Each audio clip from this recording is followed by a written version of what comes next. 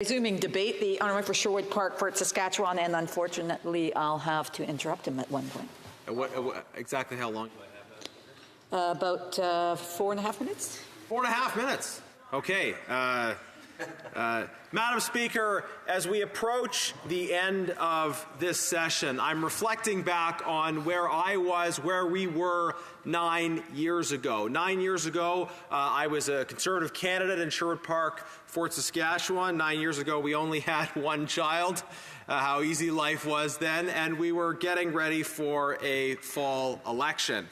And at the time, Stephen Harper was Prime Minister, who was a steady hand, an economist in office, and Liberals were promising real change. Real change. Well, it turned out that real change was the only promise that this Prime Minister has kept. After 9 years, how different our country looks.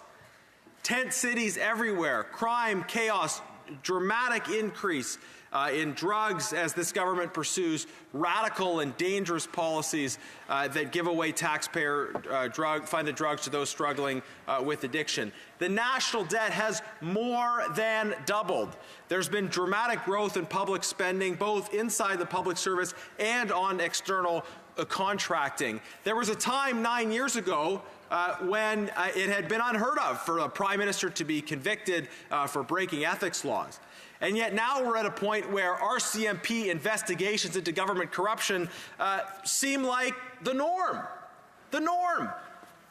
After 9 years of this Prime Minister, with the escalation in violent crime, in debt, in dramatic growth in inflation and costs people face, yes, indeed, real change was brought by this Prime Minister, but it is not the kind of real change that anyone wanted.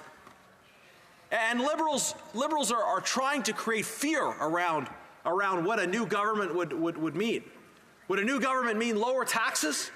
Would a new government mean a return to common sense criminal justice policies? Would a new government mean restoring Canada's principled stands and respect in the world, where we don't just make announcements, but we actually follow through on commitments to our allies?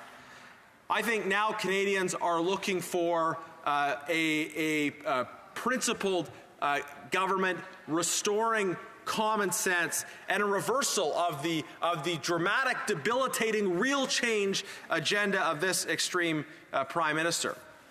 Members across have asked, what would we cut? What would we cut? We would cut McKinsey. We would cut the Green Slush Fund. We would cut Arrive scam. We would cut the corrupt middlemen who are taking money for doing nothing. And, Madam Speaker, we would cut taxes. We would cut Canadians' taxes so that they could keep more of their hard-earned money.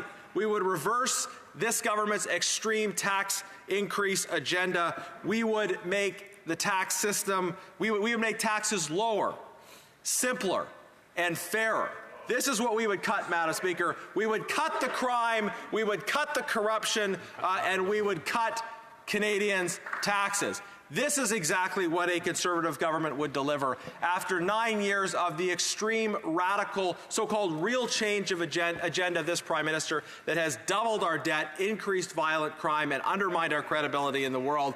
We need now a restoration of common sense in this country. We need that restoration of common sense now more than ever. And I'm pleased to be voting against this government's agenda and looking forward to another election where we can restore that Conservative common sense that this country had 9 years ago.